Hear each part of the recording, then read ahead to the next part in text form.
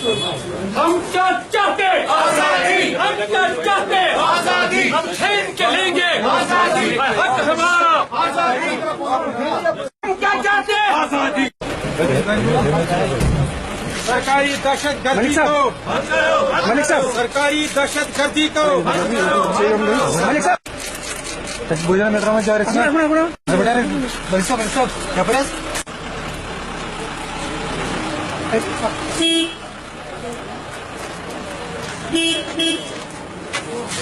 روز کیوں گرفتار کر کے لے جاتے ہیں؟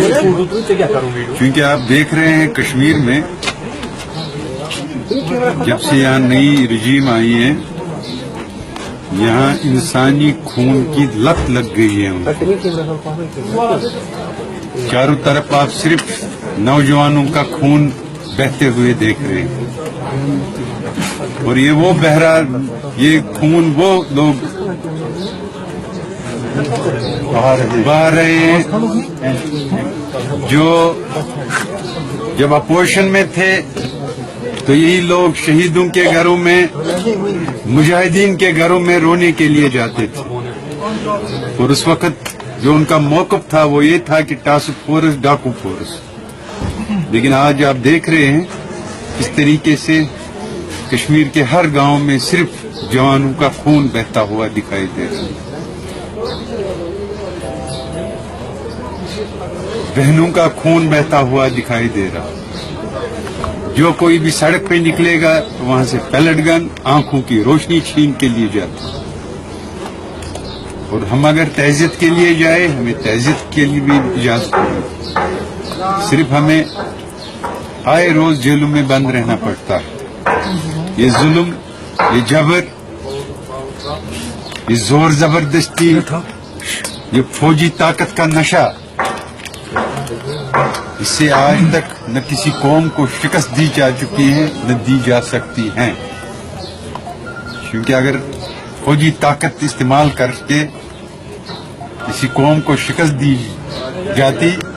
تو پھر اس میں ہندوستان بھی شامل تھا، جنہوں نے اتنے سالوں سال تک آزادی کی جنگ لڑی، یا جتنے بھی ممالک آج دنیا کے نقشے پہ قائم ہیں وقتاً فوقتاً ان سبوں کو آزادی کی جنگ لڑنی پڑی۔ اس لیے یہ فوجی طاقت، یہ قتل غارت، یہ جوانوں کا خون بہانا، جیلوں میں بزرگ لوگ، نوجوانوں کو قید کرنا، اس سے یہ تحریک ختم نہیں ہو سکتی ہے، بلکہ اس تحریک میں اور جان آ جائے گی۔ سر آپ نے جو لیٹر لکھی ہے یو ایس کو، اس میں آپ نے لکھا ہے کہ منموہن سنگھ جو ہے کشمیر سولوشن کے نزدیک تھے، لیکن این ایس اے اور بیوروکریسی نے اس وقت آگے آئے اور جن کی وجہ سے جو سبوٹیج ہوا۔ دیکھیے میں نے جو چٹھی لکھی ہے جو اوپن لیٹر ہے یو ایس گورنمنٹ کے لیے، یو ایس گورنمنٹ کو میں نے ایک آئینہ دکھایا کس طریقے سے U S government, British government, European union Kashmir کے معاملے میں جب ہم نے سیز فائر کیا تو کن کے کہنے پہ کیا، انہی کے کہنے پہ، اور پھر جب بات چیت کا ماحول شروع ہوا پاکستان اور کشمیریوں کے ساتھ، اور جب میری ہندوستان کے وزیر اعظم منموہن سنگھ جی اور اس کے جو ٹیم تھی اس کے ساتھ بات ہوئی تو میں نے جو تجویز رکھی تھی کہ یونائٹڈ جہاد کونسل کو ایک اسٹیک ہولڈر بنا کر اس بات چیت میں شامل کیا جائے جس میں آپ مسئلے کو حل کرنا چاہتے ہو، کس طریقے سے پہلے امریکہ، White House, State Department, Hindustan کے پرائم منسٹر کا اپروول تھا، لیکن پھر اس کو جس طریقے سے بیک آؤٹ کیا گیا، اور آج کشمیری لوگوں کو تہمت دی جا رہی ہے کہ کشمیری لوگ دہشت گرد ہیں، کشمیری لوگ فریڈم فائٹر ہیں، دہشت گرد نہیں ہیں۔ اگر دہشت گرد ہیں تو وہ اسٹیٹ ہے جو